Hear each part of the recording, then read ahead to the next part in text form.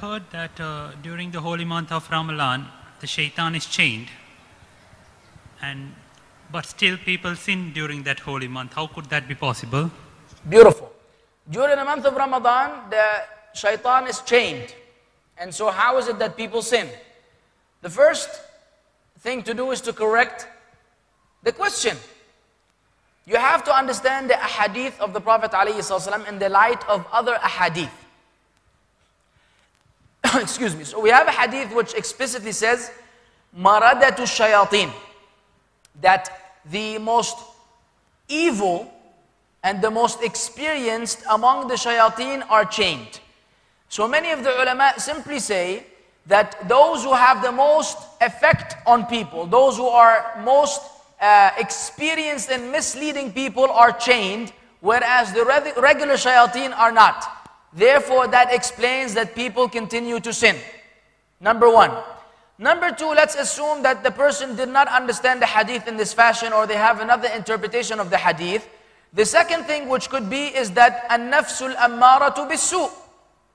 Allah Azza wa Jal made our souls themselves have an inclination towards evil.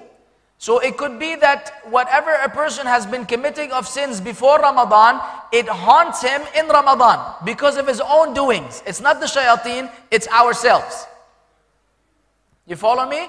So it's not from the whisper of the shaitan, it's residue from the months before Ramadan. This is similar to Hajj.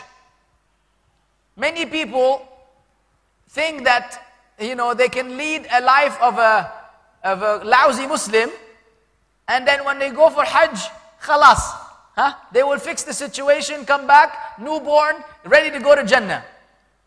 And the only condition is that la rafatha, wala fusuqa, wala jidala fil Hajj. All you have to do is leave three things. No sexual relations, fine.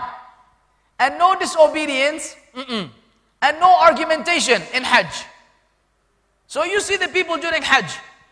From the time he gets on the bus, he's already fighting with the driver, and fighting with the people behind him, and fighting with everyone, and screaming, Allah, what Hajj is this? He ruined Hajj from before he goes. This is besides the one who's smoking the whole way. The people doing labbaik Allahumma labbaik, and he's puffing on a cigarette. Then he has the nerve to go and puff a cigarette on Arafat. I've seen people at the last hour on the day of Arafat that khalas, the day is ending, people are making dua crying, he's smoking a cigarette.